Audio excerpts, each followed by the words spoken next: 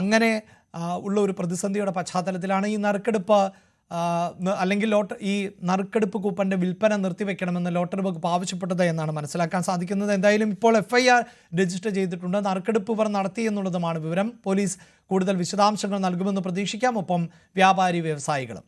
മലബാറിലെ വിവിധ സ്ഥലങ്ങളിൽ സ്ഥാനാർത്ഥികളെ പ്രഖ്യാപിച്ച വില പേശലിന് PV അൻവർ പരമാവധി സ്ഥാനാർത്ഥികളെ ജയിപ്പിച്ച് തദ്ദേശ തെരഞ്ഞെടുപ്പിൽ ചിലയിടങ്ങളിൽ എങ്കിലും നിർണായക ശക്തിയാകാനും അതുവഴി UDF പ്രവേശനം ഉറപ്പാക്കാനുമാണ് അൻവറിന്റെ നീക്കം.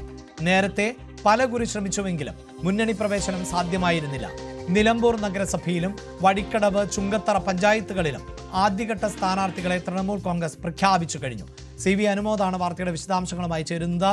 അനുമോദ്, ഉപതെരഞ്ഞെടുപ്പിന് മുമ്പ് തന്നെ UDF പ്രവേശന കാര്യത്തിൽ തീരുമാനമുണ്ടായേക്കുമെന്ന് പ്രതീക്ഷിച്ചിരുന്നതാണ്. പക്ഷേ VD സതീശൻ ഉൾപ്പെടെയുള്ളവർ കടുത്ത നിലപാട് സ്വീകരിക്കും. അങ്ങനെ മുന്നണി പ്രവേശനം എന്നത് അസാധ്യമാവുകയും ചെയ്തു. ഇപ്പോഴിതാ തദ്ദേശ തെരഞ്ഞെടുപ്പ് പടിവാതിക്കൽ എത്തി നിൽക്കുന്ന സാഹചര്യമാണുള്ളത്. ഇപ്പോഴും മുന്നണി ചർച്ചകളൊക്കെ മുന്നോട്ട് പോകുന്നു എന്നുള്ളതാണല്ലോ വിവരം. അവിടെ ഈ നീക്കത്തെ കോൺഗ്രസ് എങ്ങനെയാണ് നോക്കിക്കാണുന്നത്? ഏത് തരത്തിലുള്ള ഒരു സമ്മർദ്ദമാണ് അൻവർ പയറ്റുന്നത്?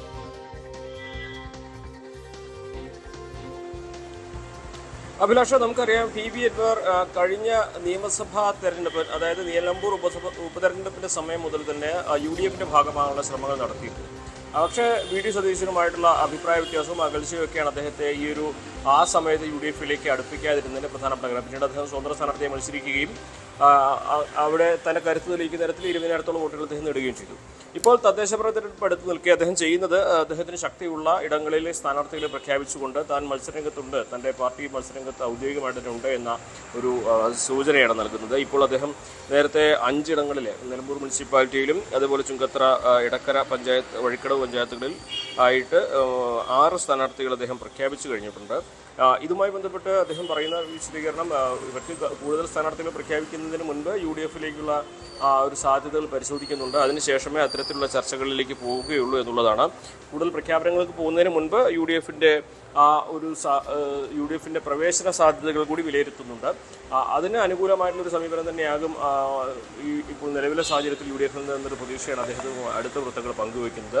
പല തലങ്ങളിലുള്ള നേതാക്കളുമായിട്ട് അദ്ദേഹത്തിൻ്റെ ചർച്ചകൾ നടന്നു കഴിയുന്നുണ്ട്. ഒരുപക്ഷെ ഏറെ വൈകാതെ തന്നെ മുന്നണി പ്രവേശനം എന്ന ആ ഒരു പ്രഖ്യാപനത്തിലേക്ക് എത്താൻ കഴിയും. പക്ഷേ അതിനു മുൻപ് അദ്ദേഹത്തിനൊപ്പം നിൽക്കുന്നവരുടെ വിശ്വാസം ഉറപ്പിക്കേണ്ടതുണ്ട്. നമുക്കറിയാം PV അൻവറിൻ്റെ കാര്യത്തിൽ എപ്പോഴും സദാ ചോദ്യങ്ങൾ ഉയരുന്നത് അദ്ദേഹത്തിൻ്റെ അധികാരത്തെക്കുറിച്ചാണ്. അപ്പോൾ അതിന് തനിക്കൊപ്പം ആളുണ്ടെന്നും താൻ സജീവമായിട്ട് തന്നെ ഈ ഒരു തെരഞ്ഞെടുപ്പ് ഉണ്ടാകുമെന്നും എന്നൊരു സന്ദേശം കൂടി പങ്കുവയ്ക്കുന്നതിൻ്റെ ഭാഗമായിട്ടാണ് അദ്ദേഹത്തിൻ്റെ ശക്തി കേന്ദ്രങ്ങൾ അദ്ദേഹം സ്ഥാനാർത്ഥികൾ പ്രഖ്യാപിച്ചിരിക്കുന്നത് എന്ന് തന്നെ വേണം മനസ്സിലാക്കുവാൻ. നിലമ്പൂർ നഗരസഭയിലും ഇടക്കര, ചുങ്കത്തറ, വഴിക്കടവ് പഞ്ചായത്തുകളിലൊക്കെ അദ്ദേഹത്തിന് കൃത്യമായ വോട്ട് നേടാവുന്ന മേഖലകളുണ്ട്. അത് പ്രാദേശിക തെരഞ്ഞെടുപ്പാകുമ്പോൾ സ്വാഭാവികമായിട്ട് അദ്ദേഹത്തിന് അത് ഉറപ്പിക്കാനും കഴിയും. അങ്ങനെയുള്ള മേഖലകളാണ് അദ്ദേഹം ഇപ്പോൾ സ്ഥാനാർത്ഥികളെ പ്രഖ്യാപിച്ചിരിക്കുന്നത്. പക്ഷേ UDFിൻ്റെ പ്രവേശനത്തിലേക്കുള്ള തീരുമാനം വരികയാണെങ്കിൽ ഇക്കാര്യത്തിൽ മാറ്റങ്ങൾ ഉണ്ടാകാനുള്ള സാധ്യതയുണ്ട്. കാരണം ഇനിയും ചർച്ചകൾക്ക് ഇഷ്ടംപോലെ സമയം ഇപ്പോൾ ശേഷിക്കുന്നതിനാൽ UDFിലേക്കുള്ള പ്രവേശനത്തിന് മുന്നോടിയായിട്ടുള്ള തീരുമാനങ്ങൾ ഇതിന് നിർണായകമാകും. എന്നാണെങ്കിലും അൻവറുമായി അടുത്ത വൃത്തങ്ങൾ വളരെ പ്രതീക്ഷയോടെ തന്നെയാണ് നിലവിലെ സാഹചര്യം കണ്ട് വിലയിരുത്തുന്നത്. ഏറെ വൈകാതെ UDFിലേക്കുള്ള പ്രവേശനം സാധ്യമാകുമെന്ന പ്രതീക്ഷ തന്നെ അവർ പങ്കുവയ്ക്കുന്നുണ്ട്.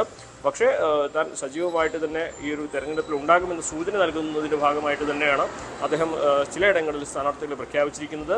ഒരുപക്ഷെ വരും ദിവസങ്ങളിൽ ഇക്കാര്യത്തിൽ ഒരു വ്യക്തത അൻവറുടെ ഭാഗത്തുണ്ടാകും. ഒരുപക്ഷെ കൂടുതൽ ഇടങ്ങളിൽ അദ്ദേഹം സ്ഥാനാർത്ഥികൾ പ്രഖ്യാപിക്കുന്ന സാധ്യതയും തള്ളിക്കളയാനാകില്ല.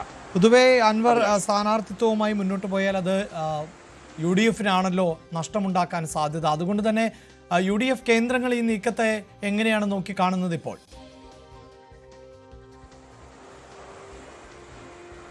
ഇത് വളരെ നേരത്തെയാണ് ഈ ഒരു തീരുമാനങ്ങളൊക്കെ എന്നുള്ളത് കൊണ്ട് തന്നെ UDF കേന്ദ്രങ്ങൾ അക്കാര്യത്തിൽ ഇനിയും സമയം ബാക്കിയുണ്ട് എന്ന തരത്തിലാണ് പ്രതികരിക്കുന്നത്. ഒരുപക്ഷെ ഇപ്പോൾ പ്രഖ്യാപിച്ചിരിക്കുന്ന ഇടങ്ങൾ അത് പ്രാദേശികമായിട്ടുള്ള സാഹചര്യങ്ങൾ പരിഗണിച്ചും പരിശോധിച്ചുമായിരിക്കും അതിലൊക്കെ തീരുമാനം വരുന്നത്. പക്ഷേ ഈ ഒരു തദ്ദേശ തെരഞ്ഞെടുപ്പിൻ്റെ നോട്ടിഫിക്കേഷൻ്റെ തൊട്ട് മുൻപായോ അല്ലെങ്കിൽ പ്രഖ്യാപനത്തിന് ശേഷമോ അൻവറിൻ്റെ കാര്യത്തിൽ ഒരു മാറ്റം ഉണ്ടാകുമെന്നൊരു പ്രതീക്ഷ അവർ പങ്കുവയ്ക്കുന്നുണ്ട്. ഇടതുപക്ഷത്തെ ഒരിക്കലും വിജയിപ്പിക്കണമെന്ന താല്പര്യം അൻവറിനില്ലാത്തത് കൊണ്ട് തന്നെ അൻവർ ഈ ഒരു വിഷയത്തിൽ കൂടുതൽ കൂടുതൽ അൻവറാകട്ടെ UDF ആകട്ടെ രണ്ടുപേരും വിട്ടുവീഴ്ചകൾക്ക് തയ്യാറായിട്ട് തന്നെയായിരിക്കും മുന്നോട്ട് പോവുക. അപ്പോൾ നിലവിൽ പ്രഖ്യാപിച്ചിരിക്കുന്നത് കേവലം 5-6 സ്ഥാനാർത്ഥികളെ മാത്രമാണ്. അത് UDF-ഉമായുള്ള ചർച്ചകൾക്ക് ശേഷം മാറ്റം വരാനുള്ള സാധ്യത അവർ തള്ളിക്കളയുന്നില്ല. ഏറ്റവും പ്രധാനമായിട്ട് അൻവറിനെ UDF-ലേക്ക് എടുക്കുന്ന കാര്യത്തിലുള്ള ഒരു പ്രഖ്യാപനം എപ്പോൾ വരും എന്നുള്ളതാണ്. അങ്ങനെ ഒരു തീരുമാനം ഉടൻ വന്നു കഴിഞ്ഞാൽ അൻവർ വിട്ടുവീഴ്ചകൾക്ക് തയ്യാറാകുമെന്ന് തന്നെയാണ് UDF-ന്റെയും പ്രതീക്ഷ. എന്നിരുന്നാൽ തന്നെയും അൻവറിന്റെ പ്രധാനപ്പെട്ട ലക്ഷ്യം UDF-നെ തോൽപ്പിക്കുകയല്ല, LDF-നെ തോൽപ്പിക്കുകയാണ് എന്നതുകൊണ്ട് തന്നെ നിലമ്പൂർ ഉപതെരഞ്ഞെടുപ്പിന്റെ സമയത്തുണ്ടായിരുന്നത് പോലത്തെ ഒരു സാഹചര്യമാകില്ല ഉണ്ടാവുക എന്നൊരു വിലയിരുത്തലാണ് UDF-നും പ്രത്യേകിച്ച് കോൺഗ്രസിനും ഉള്ളത്.